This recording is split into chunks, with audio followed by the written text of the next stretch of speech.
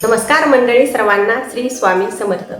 तर आपण आज आपल्या आजच्या व्हिडिओमध्ये बघणार आहोत की बऱ्याच ताईंचं म्हणणं असतं की ताई आम्ही स्वामी सेवा भरपूर करतो, आम्ही गुरुचरित्र पठण केले, स्वामी चरित्र पठण केले, सगळे आम्ही ग्रंथ खूप पठण करतो, आम्ही खूप सेवा करतो, पण आम्हाला सेवेचं काही फळ मिळत नाही।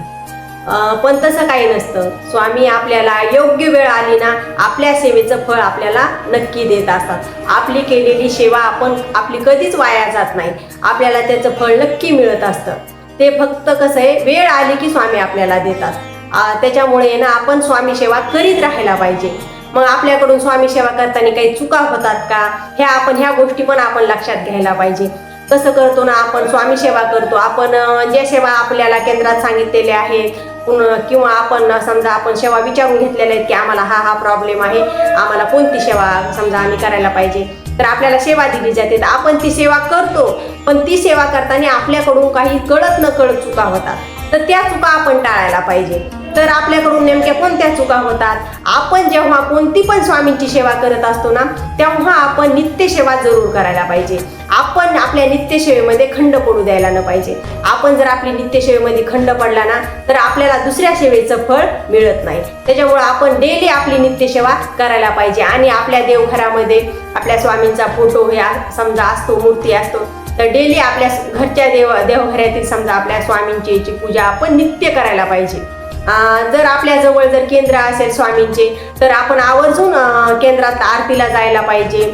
असं समजा आपण स्वामी सेवा करीत राहायला पाहिजे। नाहीतर आपलं कसं, आपण अडचणी आल्या म्हणून समजा स्वामींची सेवा करायची आणि अडचणी केल्या की स्वामी सेवा सोडून द्यायची, हे असं आपण करायला न पाहिजे। असं जर आपण केलं तर आपल्याला स्वामी सेवेचं फळ मिळत नाही।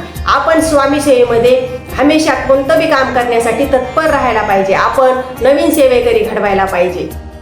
स्वामी मार्गात आपण जर एकदा आलो ना तर आपण स्वामी मार्ग सोडायला न पाहिजे। आपल्याला जेवढं होईल तेवढं आपण स्वामी सेवा करायला पाहिजे। ताई आमच्या घरापासून केंद्र लांब आहे, आम्ही आरतीला जाऊ शकत नाही, तर तुम्ही घरी सेवा करा, नका आरतीला जाऊ केंद्रामध्ये, तुम्ही घरी स्वामींची सेवा करा, नित्य सेवा करा। तुमच्या आजूबाजूला तुमच्या मैत्रिणी असतात, कोणी असतात, तुम्ही एक तरी नवीन सेवेकरी किमान तयार करायला पाहिजे। तर हा स्वामी सेवेचा आपण प्रचार करायला पाहिजे। तर स्वामींना तो खूप आवडत असतो। आपण स्वामी सेवेत समजा आपण स्वतः तर स्वामी सेवा करतो, पण आपण आपल्या यानं एक माणूस अजून स्वामी सेवेमध्ये आणायचा असतो, तर आपण अशी स्वामींची सेवा करायला पाहिजे। तर स्वामींना हीच सेवा आवडत असते, अगदी प्रेमळ अंत करणारे आणि अगदी भक्तिभावाने केलेली सेवा स्वामींना आवडत असते। म्हणून तुम्ही स्वामी सेवा करताना ह्या अशा चुका टाळायला पाहिजे। छोट्या छोट्या गोष्टी असतात पण त्या आपल्या लक्षात येत आहेत। आपण खूप मोठी सेवा करतो पण ह्या छोट्या गोष्टीकडे आपण लक्ष देत नाही, त्याच्यामुळे आपल्याला थोडंसं आपल्या सेवेचं फळ मिळण्यासाठी थोडासा उशीर लागू शकतो।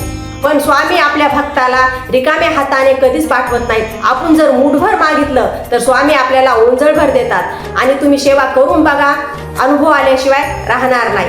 तर आजच्यासाठी एवढंच।